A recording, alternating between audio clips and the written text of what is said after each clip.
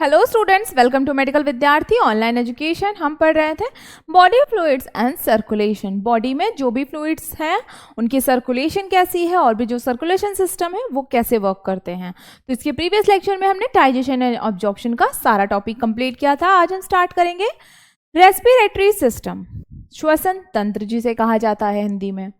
Respiration is the action of breathing. Respiration क्या है? Action of breathing. हम जो सांस लेते हैं वही रेस्पिरेशन है। Exchange of gases during internal and external respiration is the major function of the respiratory system. Means जो हम O2 इनहेल करते हैं, CO2 एक्सहेल करते हैं, यही पूरे रेस्पिरेशन सिस्टम का एक मेजर पार्ट है। Respiration system includes the vocal cords for producing sound, lungs for controlling body pH level and olfactory nerve for smelling. Means respiration system में क्या क्या इंक्लूड होगा? आपका vocal cord जिससे कि साउंड प्रोड्यूस हो रहा है, फिर controlling body pH level that is lung, and nerve smelling के लिए क्या है? olfactory nerve. Respiration include the ventilation of lungs for inward and outward movement of air, alveolar air. Excretion of water in vapor form. Supplying air to larynx for voice production. Air जो होता है वो larynx को supply करता है ताकि हमारी voice sound आए। फिर ये है आपका रेस्पिरेटरी सिस्टम। आपका रेस्पिरेटरी सिस्टम नेजल से स्टार्ट होके आपके लंग्स पे जितने भी ऑर्गन्स इसमें मतलब कि प्रेजेंट है वो सारे रेस्पिरेशन सिस्टम में हम पढ़ेंगे। तो आगे हम ब्रीफ में देखेंगे। अभी पार्ट्स ऑफ रेस्पिरेटरी सिस्टम। अब कौन से पार्ट्स इंक्लूड हैं? आपका नोज, फेरिंग्स थ्रोट में आएगा आपके, लैरिंग्स वॉइस बॉक्स आपका, ट्रैकिया विंड पाइप जिसके द्वारा हम सांस ले रहे हैं, bronchi and bronchioles and lungs and alveoli. तो ये ईच पार्ट के बारे में हम थोड़ा सा ब्रीफ देखेंगे। नोज क्या है? आपको नोज फेस पे दिख रहा होगा। इसका इंटरनल पार्ट के बारे में भी पढ़ेंगे। Nose is a present between forehead and the upper lip which receive the inhaled air and forms a passage for the air to reach the nasal cavity, nasal chamber.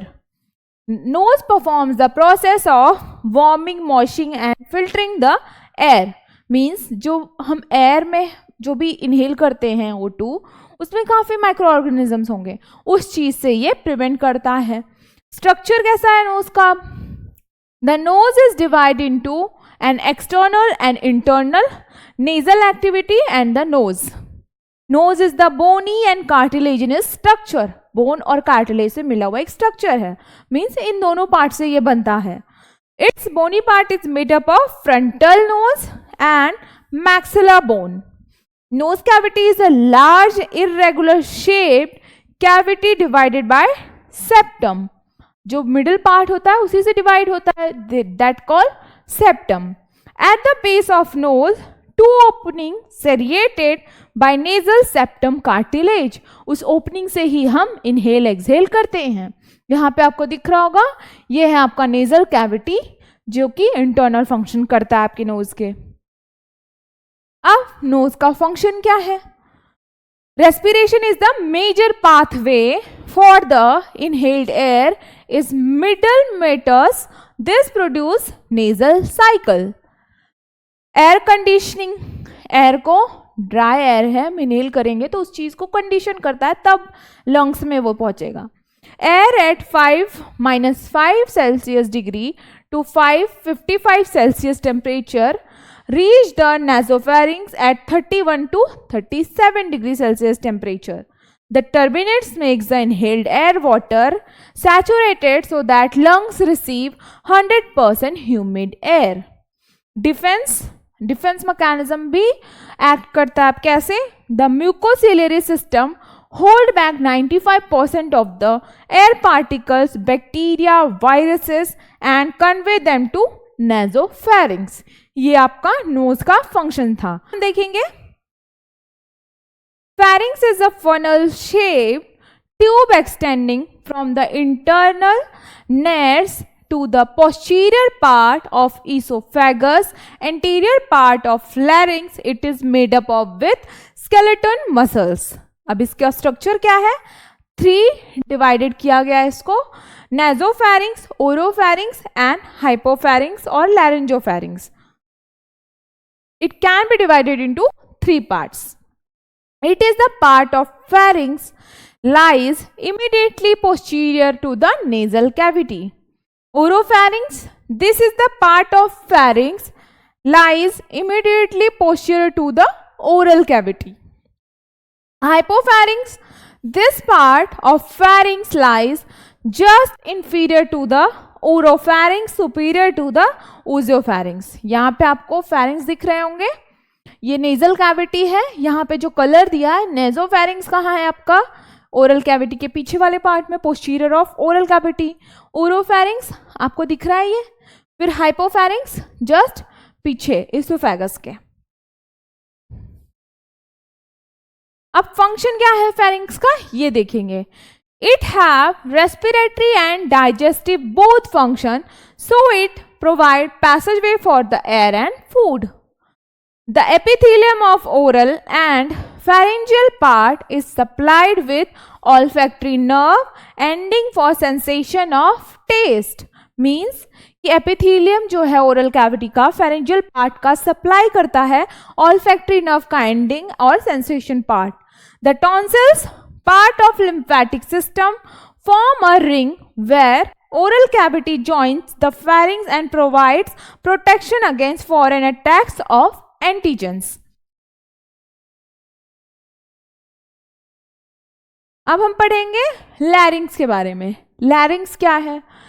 It is present as the triangular chamber in front upper part of neck, a prominent elevation called as Adam's apple. अब इसका structure क्या है? यहाँ पे आपको दिख रहा होगा लैरिंक्स. ये आपका लैरिंक्स है. इसमें epiglottis, supraglottis, vocal cord, glottis, सारी चीजें जो इसके डिवाइडेड पार्ट है वो है. Larynx is present in the interior neck at 3rd 6th cervical vertebral level. It joins the hypopharynx with trachea. Its skeleton is made up of 3 single thyroid, cricoid and epiglottis. जैसे मैंने बताया वो parts हैं. 3-paired, arytenoid, corniculate and cuneiform cartilages. अब epiglottis के बारे में जानेंगे थोड़ा सा, क्योंकि वहां से साउंड प्रोडक्शन हो रहा है तो वो भी जानना जरूरी है. The epiglottis is a leaf like structure or flap in the throat that prevents food and water from entering the trachea and the lungs. एक फ्लैप तरीके से होता है जो कि फूड और वाटर को लंग्स में जाने से प्रिवेंट करता है. It stage open during breathing allowing air into the larynx. अब फंक्शन क्या है? Sound production. Sound possesses pitch, volume and resonance. Resonance means tone. This pathway is present between larynx and trachea. ये कहाँ पे present है? Larynx और trachea के बीच में. The air inhaled is humidified, filtered, warmed as passes through the larynx. तो ये larynx, trachea. Trachea क्या होता है? Trachea को हम windpipe के नाम से भी जानते हैं. Trachea is known as windpipe. It is 10 to 11 centimeter long continuous pathway from the larynx. It lies in the median plane in front of esophagus. Trachea is composed of 16 to 20 C-shaped structure. यहाँ पे आपको दिख रहा होगा ये structure 20 to 16 count में present होता है. The trachea are covered by following 3 layer: outer layer, middle layer, inner layer. अब outer layer made up of fibrous and elastic tissue. Outer के बाद मिडिल आएगा. मिडिल क्या है? Made up of cartilage and bands. Inner layer made up of ciliated columnar epithelium containing goblet cell.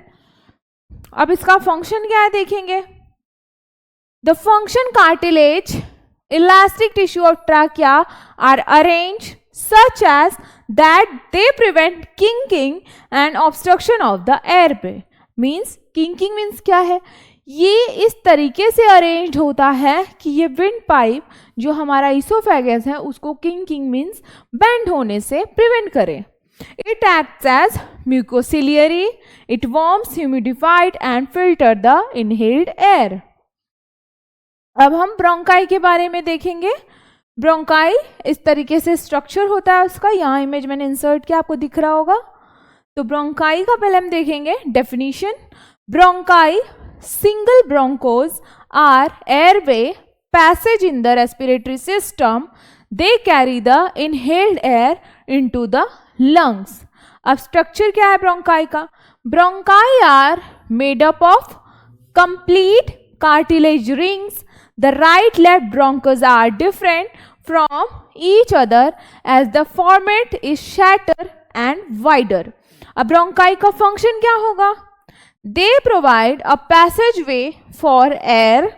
They warm the humidity, particulate matter and they generate cough reflex. जो हमें cough reflex होता है वो bronchi के responsibility होती है कि हमें जो कफ हो जाता है लंग्स में वो यही एक्सपेल करता है. तो इसी के साथ ये लेक्चर यहीं पे समाप्त होता है. नेक्स्ट लेक्चर में हम न्यू टॉपिक कवर करेंगे.